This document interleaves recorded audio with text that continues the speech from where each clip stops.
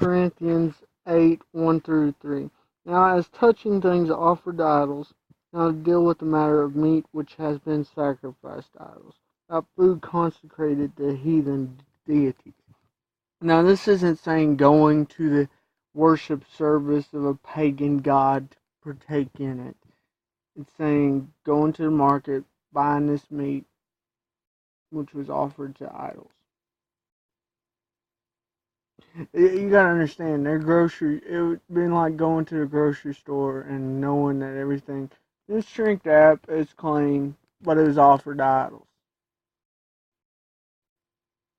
In today's society here in America, we don't deal with this. We can buy food without this, buy meat without this. But for them, in the Gentile world, that wouldn't have been a possibility. Knowledge puffeth up, but charity edifieth.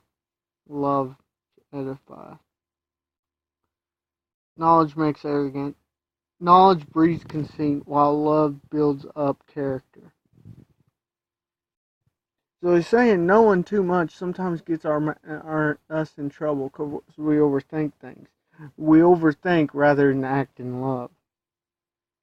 But we should remember that while knowledge may make a man look big, it is only love that can make him grow to his full stature. The love of God. Not an earthly love, not a love of man type love, but the love given by God. Displaying that allows us to grow to full stature.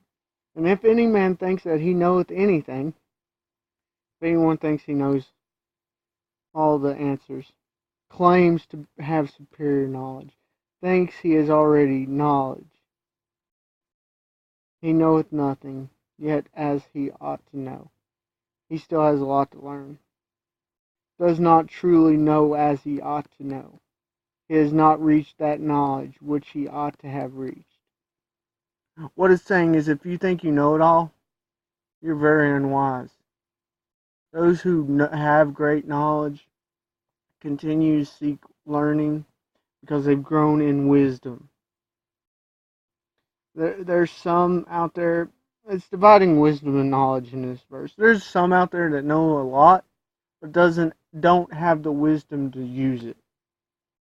But with coming the wisdom to use knowledge, comes the wisdom to keep learning knowledge.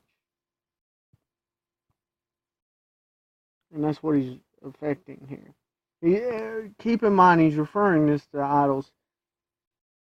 He's saying, you know it means nothing. But those that don't allow them to stumble. He goes on to talk about that. That's the part acting in love that he's referring to. Yeah, we have a knowledge that it means nothing. But those who steal, we need to show love to. But if any man love God, the same is known to him. But if he loves God, he is opening his whole life to the Spirit of God. He will have the knowledge of God. This means we have an intimate knowledge of God if we love him, if we're devoted to him. Because he allows us to have that intimate knowledge. Now, like I was saying, Paul's building this case to say, yeah, it means nothing, and it isn't wrong to do this, but you're not to cause your brother to stumble by any means. And that's the thing, we may have knowledge of something, but we need to act in love. Which means, while we don't reject the gospel or reject truth, sometimes there's things we can't practice, even though we know there's nothing wrong with them, because it's not done out of love.